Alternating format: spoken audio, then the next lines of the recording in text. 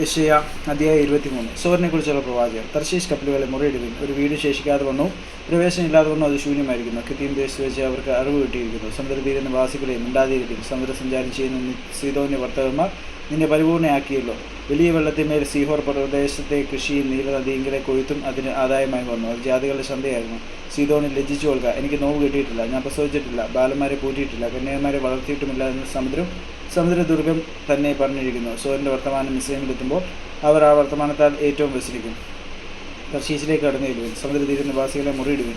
പുരാതനമായി പണ്ടേയുള്ള നിങ്ങളുടെ ഉല്ലസ നഗരം ഇതാകുന്നുവോ? സ്വന്തകാലത്തിനെ ദൂരത്ത് പ്രവാസം ചെയ്യുവാൻ വഹിച്ചു കൊണ്ടുപോകും. കിരീടം നൽകുന്നതും വർത്തകന്മാർ പ്രഭുക്കന്മാരും വ്യാപാരികൾ ഭൂമിയിലെ മഹാന്മാരുമായുമുള്ളതുമായ സൂര്യനെക്കുറിച്ച് അത് നിർണ്ണയിച്ചതാണ്. സകല മൊത്തത്തിൻ്റെയും ഗർഭത്തെ അശ്രമാക്കേണ്ടതിനും ഭൂമിയിലെ സകല മഹാന്മാരെയും അവമാനിക്കേണ്ടതിനും സൈന്യങ്ങൾ യഹോവ അത് നിർണ്ണയിച്ചിരിക്കുന്നു. തർശീശ് പുത്രി, ഇനി ബന്ധനമില്ലായികയാൽ നീ നീല നദി പോലെ നിന്റെ ദേശത്തെ കവിഞ്ഞൊരുക്കുക.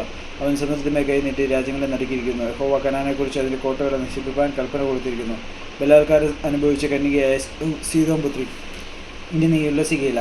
എഴുന്നേറ്റ് കിത്തീമിലേക്ക് കടന്നു പോകുക, അവിടെയും നിനക്ക് സ്വസ്ഥത ഉണ്ടാകുകയില്ല എന്ന് അവൻ കൽപ്പിച്ചിരിക്കുന്നു. ഇതാ കൽദയരുടെ ദേശം, ഈ ജനമില്ലാതെയായി. അശൂർ അതിനെ മൃഗങ്ങൾക്കായി നിയമിച്ചു കളഞ്ഞു. അവർ തങ്ങളുടെ കാവൽ മാളികകളെ പണിത് അതിലെ അരമനകളെ ഇടിച്ച് അതിനെ ശൂന്യ കൂമ്പാരമാക്കി തീർത്തു. തർശീശ് കപ്പലുകളെ മുറിയിടുവിൻ, നിങ്ങളുടെ കോട്ട ശൂന്യമായി പോയല്ലോ.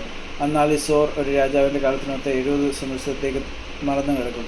70 സംവത്സരം കഴിഞ്ഞിട്ട് സോറിന് വേശ്യയുടെ പാട്ട് പോലും സംഭവിക്കും. മറന്നു കിടന്നിരുന്ന വേശ്യയെ വീണെടുത്ത് പട്ടണത്തിൽ ചുറ്റി നടക്കുക. നിന്നെ ഓർമ്മ വരേണ്ടതിന് നല്ല രാഗം വീട്ടി വളരെ പാട്ട് പാടുക. 70 സംവത്സരം കഴിഞ്ഞിട്ട് യഹോവ സോറിനെ സന്ദർശിക്കും.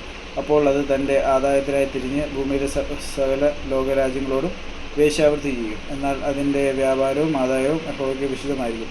അതിനെ നിക്ഷേപിക്കുകയോ സ്വരൂപിച്ചു വയ്ക്കുകയോ ചെയ്യുകയില്ല. അതിൻ്റെ വ്യാപാരം യഹോവയുടെ സന്നിധിയിൽ വസിക്കുന്നവർക്ക് മതിയായ ഭക്ഷണത്തിനും മോടിയുള്ള ഉടുപ്പിനുമായി ഉതകും.